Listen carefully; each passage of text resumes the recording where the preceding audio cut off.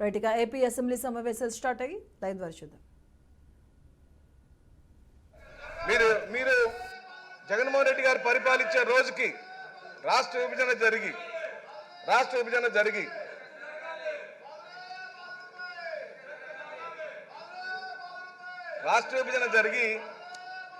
రాష్ట్రం నష్టపోయిన సందర్భంలో, రాష్ట్రము పూర్తిగా చితికిపోయిన సందర్భంలో చంద్రబాబు నాయుడు గారు 2014 నుంచి 19 వరకు సర్వనాశనం చేశాడు అధ్యక్ష.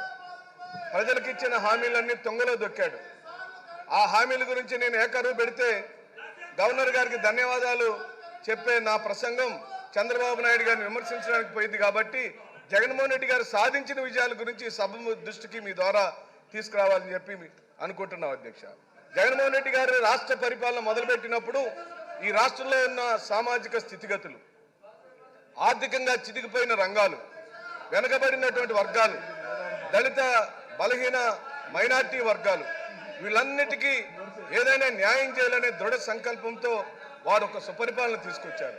ఆ పరిపాలనలో వారు తీసుకొచ్చిన బృహత్తరమైనటువంటి రంగాలు ఒక విద్యారంగం, ఒక వైద్య రంగం అనగా ఆరోగ్యము, వ్యవసాయ రంగము, స్త్రీ సంక్షేమము, అలాగనే ఆయన పట్టించుకున్న సామాజిక న్యాయం. ఇది ఎక్కడా కూడా ఈ భారతదేశంలో ఏ ముఖ్యమంత్రి సాధించలేని విజయాలు ఈ రోజున గౌరవ ముఖ్యమంత్రి వైఎస్ జగన్మోహన్ రెడ్డి గారు సాధించారు. అది చూసి ఓర్చుకోలేని తెలుగుదేశం పార్టీకి సీట్లలో వాళ్ళు కూర్చోలేరు అధ్యక్ష. ఏదో ఒక విధంగా అల్లరి చేయటం కానీ లేదా సభల నుంచి బయటకు వెళ్ళటం కానీ వాళ్ళకి అది ఇష్టం. ఎందుకంటే కూర్చుంటే నిజాలు వినాల్సి వస్తుంది, గణాంకాలు తెలుసుకోవాల్సి వచ్చింది. జరిగినవే చెప్పగలుగుతున్నాం మేము కూడా, జరగని దాని ఒక్క మాట కూడా ఈ సభలో మేము చెప్పడానికి వీల్లేదు అధ్యక్ష. మీరు గమనిస్తే అధ్యక్ష, అక్కడ నిలబడిన తెలుగుదేశం పార్టీ వాళ్ళందరికీ నేను ఛాలెంజ్ చేస్తున్నా. మీరు అనుకున్న అమరావతిలో బాబాసాహెబ్ అంబేద్కర్ విగ్రహాన్ని మీరు ఎక్కడ పెట్టారు? బాబాసాహెబ్ అంబేద్కర్ విగ్రహానికి మీరు ఎన్ని కోట్ల రూపాయల డబ్బులు? అధ్యక్ష, ఇది ఖండిస్తున్నాం. మీ మీద పేపర్లు చల్లటం అనే విషయాన్ని దయచేసి తెలుగుదేశం పార్టీ సభ్యులు మా సహనాన్ని పరీక్షించొద్దని చెప్పి కోరుకుంటున్నాం. మీకు ఇది పొరపాటు అయింది, మీకు పొరపాటు అయిపోయింది. గొడవ పెట్టుకోవటమే మీ లక్ష్యం. ఇది పద్ధతి కాదు. ఒక బలహీన వర్గాలకు సంబంధించిన స్పీకర్ గారి తలపైన ఆ విధంగా పేపర్లు వేయటం పద్ధతి కాదు.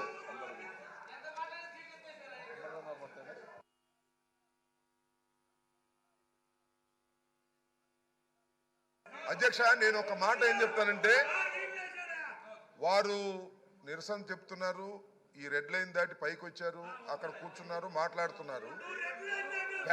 పేపర్లు చించి మీ మీద వేయటం వల్ల అవమానం జరుగుతుందని మేము ఫీల్ అవుతున్నాం. ఈ విధంగా రెచ్చగొట్టే చర్యలు చేస్తే అది మర్యాద కాదు అని మనవి చేస్తున్నాను.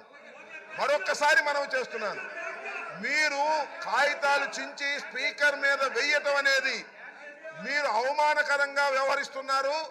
మా సభ్యులను, సభను రెచ్చగొడుతున్నారు. జాగ్రత్త. మరొకసారి చెప్తున్నా, మీరు ఎంతసేపు అయినా నిరసన చెప్పండి.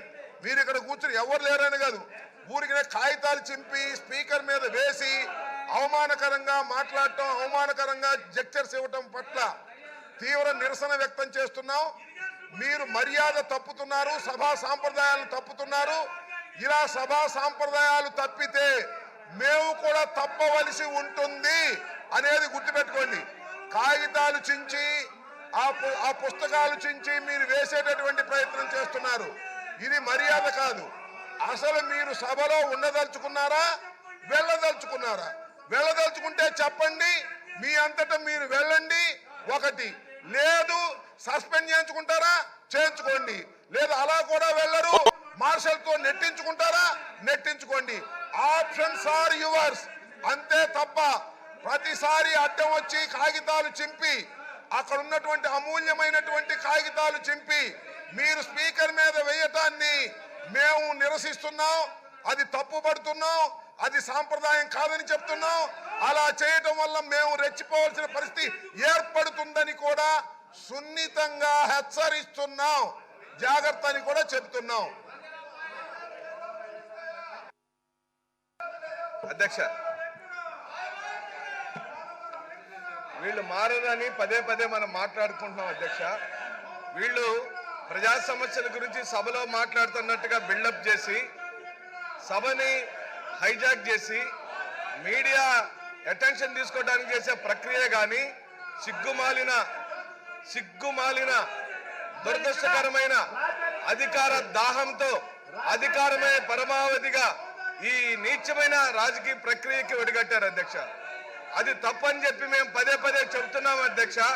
వాళ్ళు మారటం లేదు. ఇది చల్లటాన్ని విసరటాన్ని మొక్క మీద వేసి కొట్టడం అనేది చాలా తప్పు. దాన్ని మార్చుకోమని చెప్పుకోవడం. అటుగా గందరగోళ పరిస్థితుల మధ్య ఏపీ అసెంబ్లీ సమావేశాలు అయితే జరుగుతున్నాయి. ఇప్పటివరకు లైవ్ ద్వారా చూసాం. ఇవి ఇప్పటివరకు updates. Keep watching BRK news.